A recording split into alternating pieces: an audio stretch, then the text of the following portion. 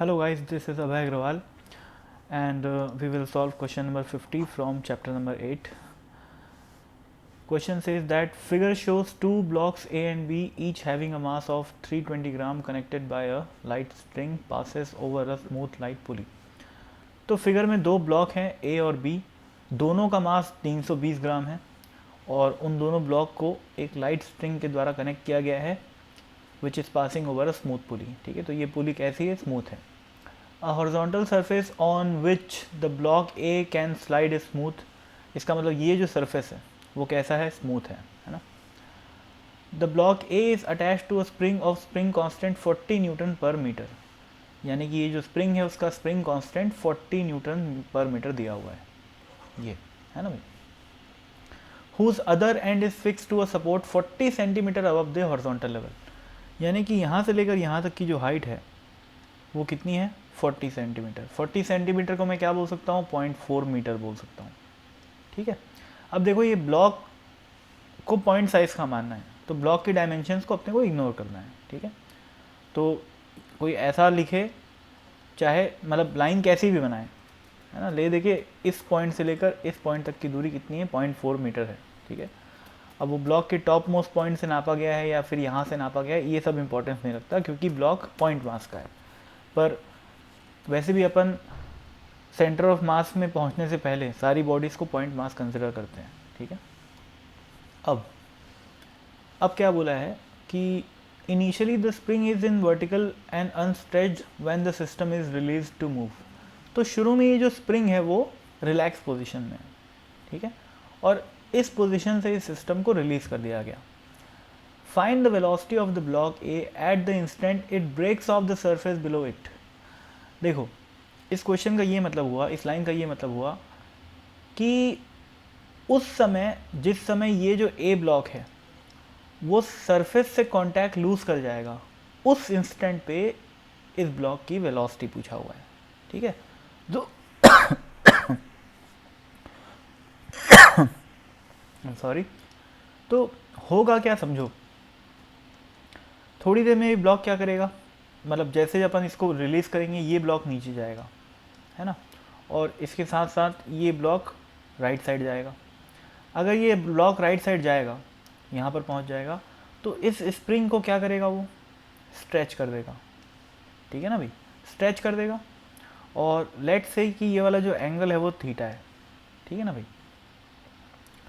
तो अब होगा ये कि चूंकि स्प्रिंग स्ट्रेच हो गई है तो स्प्रिंग एक फोर्स लगाएगी इस डायरेक्शन में, इस डायरेक्शन में. ठीक है, और इस स्प्रिंग फोर्स के दो कंपोनेंट होंगे, ऐसे और ऐसा. ठीक है ना भाई. ये वाला कंपोनेंट क्या होगा? अच्छा, स्प्रिंग फोर्स होता कितना है? k into x, where x is the extension. ठीक है ना भाई, या फिर इलोंगेशन जिसको बोलते हैं अपन. तो ये कंपोनेंट हो जाएगा के एक्स साइन थीटा और ये वाला कंपोनेंट हो जाएगा के एक्स कॉस थीटा. अब सोचो स्प्रिंग के फोर्स का एक कंपोनेंट ऊपर आ जाने की वजह से होगा क्या. देखो इस कंपोनेंट से मेरे को मतलब नहीं, तो इसको मैं मिटा देता हूँ. ठीक है, इस ऊपर वाले कंपोनेंट की वजह से क्या होगा कि जो नीचे mg लग रहा है ना ब्लॉक पे, तो जिस समय ये ऊपर वाला कंपोनेंट, ये वाला फोर्स इस mg को ओवरटेक कर गया, उस समय ये ब्लॉक कांटेक्ट लूज कर जाएगा ज़मीन से. ठीक है ना, क्योंकि जैसे जैसे ये ब्लॉक राइट साइड आते जाएगा वैसे वैसे स्प्रिंग का जो एलोंगेशन है वो बढ़ता जाएगा और स्प्रिंग फोर्स बढ़ता जाएगा, यानी कि के एक्स बढ़ता जाएगा, तो के एक्स साइन थीटा भी बढ़ता जाएगा. ठीक है ना भाई. ले देखिए स्प्रिंग फोर्स बढ़ेगा और स्प्रिंग फोर्स बढ़ेगा तो उसका ये ऊपर वाला कंपोनेंट बढ़ते जाएगा और एक समय ऐसा आएगा जब वो mg को ओवरटेक कर जाएगा या उसके बराबर हो जाएगा. और जैसे ही mg से बराबर हुआ ये ब्लॉक पे नॉर्मल रिएक्शन क्या हो जाएगा? ज़ीरो हो जाएगा. ठीक है ना, यानी कि ब्लॉक जो है वो कांटेक्ट को छोड़ देगा. ठीक है, और उस इंस्टेंट के तुरंत बाद क्या होगा? ब्लॉक हवा में आ जाएगा. लेकिन वहाँ की अपने को कहानी नहीं देखनी है कि भाई जैसे ही वो ब्लॉक का कांटेक्ट लूज हो उसके बाद क्या होगा, ये क्वेश्चन में नहीं पूछा हुआ है. ठीक है, तो मैं ऐसा अज्यूम कर रहा हूँ कि ब्लॉक की ये जो करंट पोजीशन है जो मैं डायग्राम में बना रखा हूँ, उस पोजीशन पे ये फोर्स और ये फोर्स बराबर हो गया. ठीक है, तो इसका मतलब क्या होगा कि भैया के x sine theta should be equal to what, M g, है ना। अब x की वैल्यू क्या होगी, देखो ये 0.4 है, ठीक है ना। इस ये एक ट्राइंगल है भाई, साफ सीधी बात है, ये एक ट्राइंगल है ना। ये 0.4 है, ये एंगल थीटा है। तो ये हाइपोटेन्यूस कितना हो जाएगा, 0.4 कोसेक थीटा, ठीक है। और ये जो नीचे वाला लाइन है, जो बेस है, वो कितना हो जाएगा, 0.4 कॉट थीटा। सिंपल ट्रिग्नोमेट्री लगाया हूँ, है ना। अब अब मेरे को क्या चाहिए, x चाहिए। x क्या है, एक्सटेंशन इन द स्प्रिंग या इलोंगेशन इन द स्प्रिंग, यानी कि स्प्रिंग की present length minus initial length. Spring की प्रेजेंट लेंथ क्या है, ये ए बी, और इसकी इनिशियल लेंथ क्या है, ये ए सी। ये वाली इनिशियल लेंथ है, जो कि क्वेश्चन में बोला हुआ है कि नेचुरल लेंथ भी है, ठीक है। तो अगर मैं x की बात करूं तो वो हो जाएगा क्या, 0.4 कोसेक थीटा माइनस 0.4, ठीक है भाई। तो ये इलोंगेशन हो जाएगा। अब इसकी बात थोड़ी देर बात करेंगे अपन। अभी इस इक्वेशन को देखो ध्यान से, इसको मैं सॉल्व करता हूँ और साइन थीटा की वैल्यू निकालता हूँ। के की वैल्यू क्या है भाई, 40 न्यूटन पर मीटर, ठीक है ना। एक्स की वैल्यू क्या है, 0.4 कोसेक थीटा माइनस 0.4, तो 0.4 को बाहर निकाल ली और कोसेक थीटा माइनस 1 आ जाएगा, है ना। तो ये के एक्स साइन थीटा, तो यहाँ साइन थीटा लगा लो, is equal to what, M G. M G कितना है भैया, 320 ग्राम, मतलब कितना हुआ, 0.32 के जी, है ना भाई। 0.32 के जी इंटू जी करूँगा तो क्या आ जाएगा, इंटू 10 आ जाएगा, ठीक है। तो इतना मिटा देता हूँ मैं।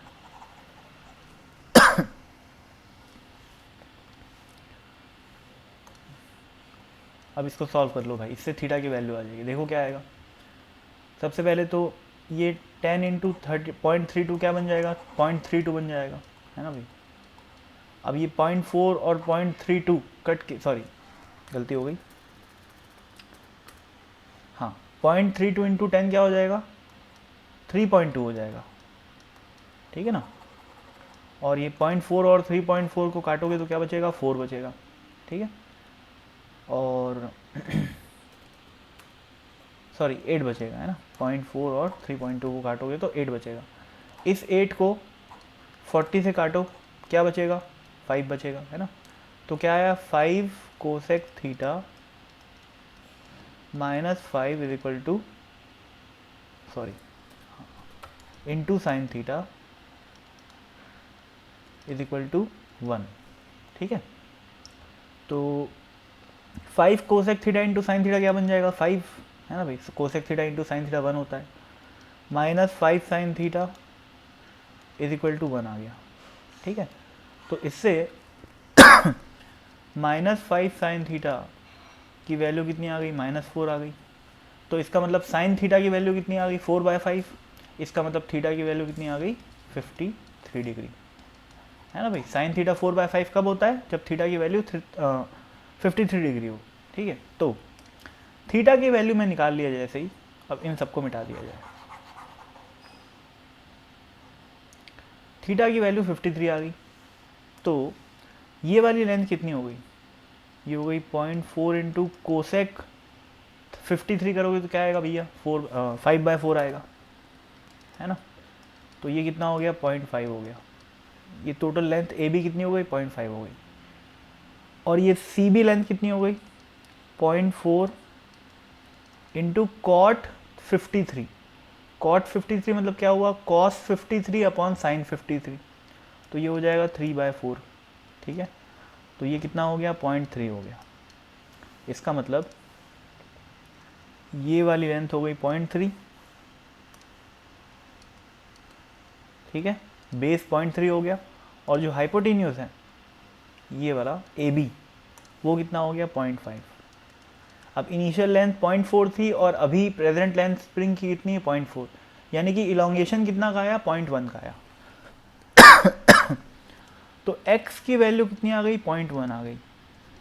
यानी कि जब स्प्रिंग 0.1 इलोंगेशन पे होगी और जब ये angle theta is equal to 53 degree होगा, उस समय ये ब्लॉक, इस ब्लॉक पे नेट फोर्स क्या हो जाएगा, ज़ीरो हो जाएगा, है ना। Net force in the sense net force along Y direction, है ना। एक्स डायरेक्शन की मैं बात नहीं कर रहा हूँ, क्योंकि ब्लॉक को ऊपर उठाने के लिए हमें वाई डायरेक्शन में फोर्स की ज़रूरत है। तो उस समय ये वाला फोर्स और ये वाला फोर्स बराबर हो गया, ठीक है। इसका मतलब नॉर्मल रिएक्शन ज़ीरो, और जैसे ही नॉर्मल रिएक्शन ज़ीरो हो जाता है हम ये मानते हैं कि भाई कॉन्टैक्ट छूट गया, ठीक है ना। इसका मतलब it breaks off the surface below it, इसका मतलब कॉन्टैक्ट छूट गया, ठीक। अब थोड़ा सा आप इस सिचुएशन को सिंप्लीफाई करते हैं, इन सबको मिटा दो भाई। अब देखो, ऐसा अज्यूम कर लेता हूँ कि इस इंस्टेंट पे ब्लॉक की जो वेलोसिटी है वो v है, ठीक है। इस a ब्लॉक की जो, ये a ब्लॉक है ना, इस ब्लॉक की वेलोसिटी v है, तो b ब्लॉक की वेलोसिटी भी क्या हो जाएगी, v हो जाएगी, पर उसका डायरेक्शन नीचे की तरफ रहेगा, ठीक है। इसको भी मिटा दिया जाए। और अपने को क्या पता है कि ये डिस्टेंस कितनी है, 0.3। इसका मतलब a block 0.3 metre right side में मूव कर चुका है, और b ब्लॉक कितना मूव करेगा करस्पॉन्डिंगली, 0.3 मीटर ये y डायरेक्शन में नीचे की तरफ मूव कर चुका है, ठीक है, इस पोजीशन पे। तो a जो है 0.3 राइट साइड मूव कर चुका है, और जो b है वो 0.3 मीटर डाउन डायरेक्शन में मूव कर चुका है, ठीक है। अब जब ब्लॉक ए, अब मैं क्या लगाऊंगा, मैकेनिकल एनर्जी कंजर्वेशन। ऐसा मैं क्यों लगा सकता हूँ, क्योंकि मेरे को पता है कि यहाँ पर कोई भी प्रकार का नॉन कंजर्वेटिव फोर्स प्रेजेंट नहीं है, ठीक है, फ्रिक्शन भी नहीं है। यहाँ पर ग्रेविटी प्रेजेंट है, स्प्रिंग प्रेजेंट है।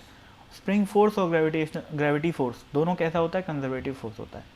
कंजर्वेटिव फोर्स है मतलब mechanical energy can be conserved, ठीक है।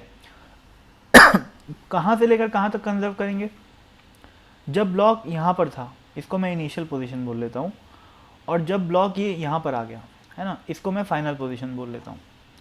तो मैं क्या लिखूँगा, मैकेनिकल एनर्जी कंजर्वेशन की equation U I plus K I is equal to U F plus K F, ठीक है। अब शुरू में ब्लॉक को रिलीज़ किया गया था, तो के आई तो ज़ीरो हो जाएगा, क्योंकि यहाँ पर वेलोसिटी क्या है, ज़ीरो है, ठीक है। और जब ब्लॉक फाइनल पोजीशन पे आ गया, तब मैं वेलोसिटी उसकी v एज्यूम किया हूँ, ठीक है।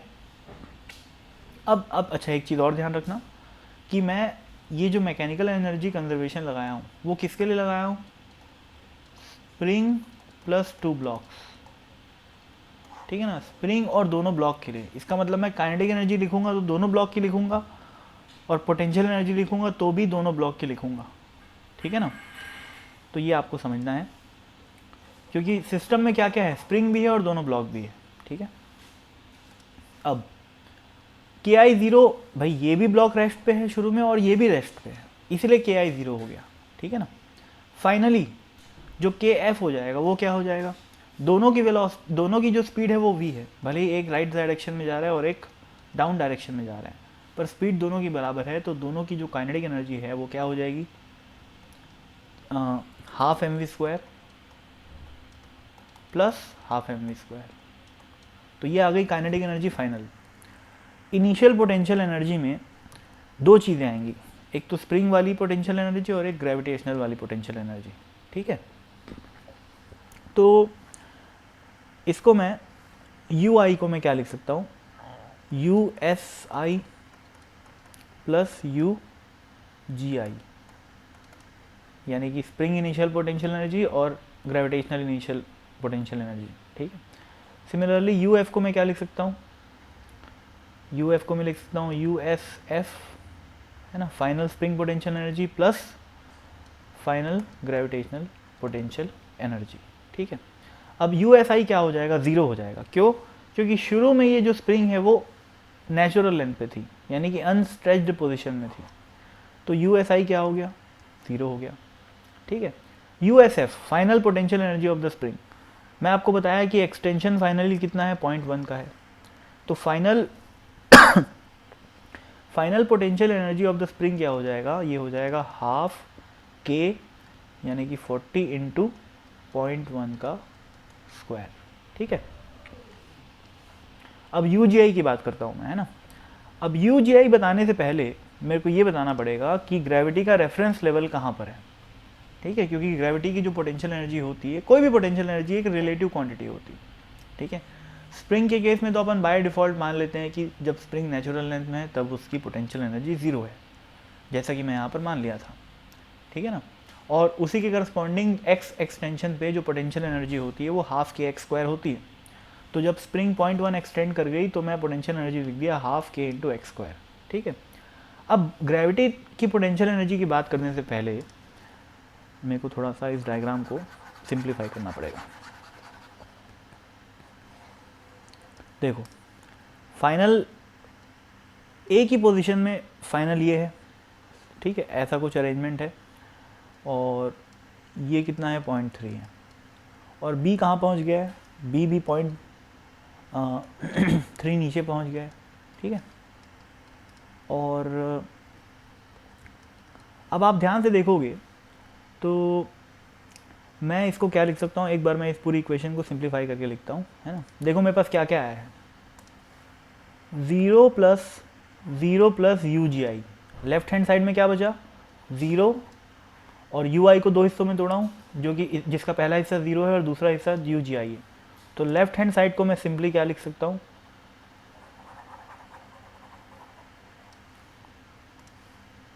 UGI। ठीक है, और राइट साइड में क्या क्या बचा अपने पास, काइनेटिक एनर्जी क्या लिखा हूँ मैं, half mv² plus half mv²। ठीक है, और ये स्प्रिंग पोटेंशियल एनर्जी को मैं क्या लिखा हूँ, हाफ 40 इंटू 0.1 का स्क्वायर प्लस UGF। ठीक है, तो ये अपनी इक्वेशन बन गई सिंप्लीफाई हो गए। अब सुनो, अब मैं क्या क्या कर सकता हूँ देखना भाई, इस UGF को मैं ले जाऊंगा लेफ्ट हैंड साइड में। ठीक है, तो क्या बचेगा, UGF minus UGF plus UGI, उसको मैं माइनस साइन कॉमन निकाल के UGF माइनस UGI भी लिख सकता हूँ, इज इक्वल टू क्या बचा अपने पास, हाफ mv² इंटू 2 हो जाएगा। देखो ये दोनों टर्म सेम है ना, तो इंटू 2 प्लस हाफ 40, और 0.1 का स्क्वायर क्या हो जाएगा भाई, 1/100 हो जाएगा। ठीक है, अब इसको भी मिटा दिया जाए,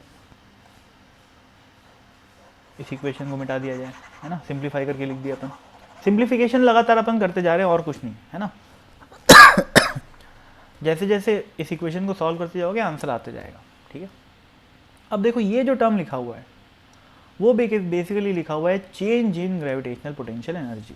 ठीक है, अब change in gravitational potential energy की अगर मैं बात करता हूँ तो वो ए के साथ भी होएगी और बी के साथ भी होएगी, है ना भाई। पर ए की खास बात यह है कि ए सेम हॉरिजॉन्टल लेवल पे है, तो ए की ग्रेविटी पोटेंशियल एनर्जी में कोई चेंज नहीं आएगा। किस में चेंज आएगा, बी में चेंज आएगा, क्योंकि बी नीचे जा रहा है। कितना नीचे जा रहा है, 0.3 मीटर नीचे जा रहा है। ठीक है, तो ओवरऑल ये जो एक्सप्रेशन हो जाएगा वो हो जाएगा minus mass of B into g into 0.3। ठीक है ना, क्यों माइनस साइन क्यों लगाया हूँ मैं, क्योंकि ब्लॉक नीचे जा रहा है, और अपने को पता है कि जब अपन h डिस्टेंस नीचे जाते हैं तो ग्रेविटेशनल पोटेंशियल एनर्जी में जो चेंज आता है वो माइनस mgh का आता है, क्योंकि ग्रेविटी जो पोटेंशियल एनर्जी है वो कम हो रही है। ठीक है ना, तो माइनस ऑफ माइनस mvg 0.3 आ गया, तो माइनस माइनस तो प्लस हो जाएगा, है ना भाई। इज इक्वल टू क्या है हमारे पास, ये 2 और 2 काट दो, क्या बचा mv² प्लस 20/100 लिख सकता हूँ मैं इसको, है ना, ये 20 हो जाएगा, तो 20/100 आ गया। ठीक है, अब इसको भूल जाओ, अब सॉल्व करने में कुछ खास बाकी नहीं है। मास ऑफ बी कितना है भाई, मास बी ब्लॉक का 0.32 है ना, इंटू जी की वैल्यू क्या है 10 into 0.3 is equal to mv², यानी कि 0.32 इंटू v² प्लस ये आ जाएगा 0.2। ठीक है, तो इस पूरी इक्वेशन को मैं 1000 से डिवाइड कर देता हूँ ताकि ये पॉइंट का चक्कर ख़त्म हो जाए, है ना। 1000 से डिवाइड करूँगा तो ये 32 और ये 3 बन जाएगा, है ना। 2 ज़ीरो यहाँ दे दिया, 1 ज़ीरो यहाँ दे दिया, तो 32 into 10 into 3 is equal to, ये कितना बन जाएगा, 320 बन जाएगा, 320 वी स्क्वायर प्लस ये कितना बन जाएगा, 200 बन जाएगा। तो वी स्क्वायर की वैल्यू क्या आ गई, देखो भाई, 3 इंटू 32 कितना होता है, 76, तो 760 आ गया, है ना। और माइनस 200 कर दूंगा और डिवाइडेड बाय 320। अब चूंकि यहाँ पर v का स्क्वायर लगा हुआ है तो लगा दो अंडर रूट, ठीक है। तो जब आप इसको सॉल्व करोगे तो इसकी वैल्यू जो आएगी वो 1.54 मीटर पर सेकेंड आएगी, जिसको अप्रॉक्सीमेटली पीछे एससी वर्मा में 1.5 मीटर पर सेकेंड लिख रखा है, ठीक है। तो एग्जैक्ट आंसर क्या है, 1.54 metre per second, which is approximately 1.5 metre per second, ठीक है। यानी कि जब ये ब्लॉक हवा में आ जाएगा तब इन दोनों ब्लॉक की स्पीड जो है वो 1.5 मीटर पर सेकेंड हो जाएगी, ठीक है। तो इस क्वेश्चन में मल्टीपल कॉन्सेप्ट्स यूज़ हो रहे हैं, काफ़ी सारी क्वेश्चंस बन रही हैं, इस वजह से सॉल्यूशन थोड़ा लंबा जाता है ना, पर है एकदम सिंपल, है बेसिक मैकेनिकल एनर्जी कंजर्वेशन और कुछ नहीं, ठीक है। दो कॉन्सेप्ट लगे हैं यहाँ पर। पहला कॉन्सेप्ट ये है कि जब ये हवा में आ रहा है तब क्या सिचुएशन है। सिचुएशन ये है कि भैया स्प्रिंग फोर्स का एक कंपोनेंट mg को बैलेंस कर दे रहा है, ठीक है। तो इस कॉन्सेप्ट को यूज़ करके अपन एक इक्वेशन बना लिए, है ना, जिससे अपना थीटा आ गया, ये अपन थीटा मान लिए थे। जैसे ही अपना थीटा आ गया, अपना ये लेंथ 0.3 आ गई, ये 0.5 आ गई, है ना भाई, ये वाली लेंथ 0.5 आ गई और ये 0.3 आ गई, तो ये 0.5 आ गई, ये 0.4 थी, तो एक्सटेंशन कितना आ गया, 0.1 का, ठीक है। जैसे ही मेरे को एक्सटेंशन पता चल गया, इसका मतलब मेरे को फाइनल पोजीशन में एक्सटेंशन पता चल गया। अब मैं क्या किया, ये इनिशियल पोजीशन थी और ये फाइनल पोजीशन थी, इन दोनों पोजीशन में मैं मैकेनिकल एनर्जी कंजर्वेशन लगा दिया, ख़त्म बात। तो दो कॉन्सेप्ट लगे हैं बस यहाँ पर, एक तो मैकेनिकल एनर्जी कंजर्वेशन, दूसरा कि किस लॉजिक से ये ब्लॉक हवा में आएगा, बस। अब फिर इक्वेशंस को सॉल्व करना तो मैथ्स का पार्ट है ना भाई। तो वीडियो लंबा ज़रूर है, लेकिन समझने के बाद जब आप खुद सॉल्व करोगे तो इतना टाइम नहीं लगेगा। मैं तो एक एक चीज़ को समझा के बोलता हूँ, इस वजह से इतना टाइम लगता है ना।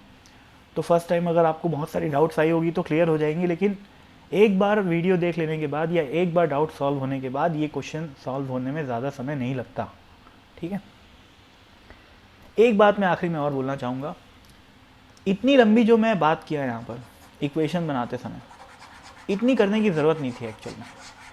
एक शॉर्टकट भी है, पर उस शॉर्टकट को लगाने के लिए थोड़ा सा अंडरस्टैंडिंग अच्छी होनी चाहिए।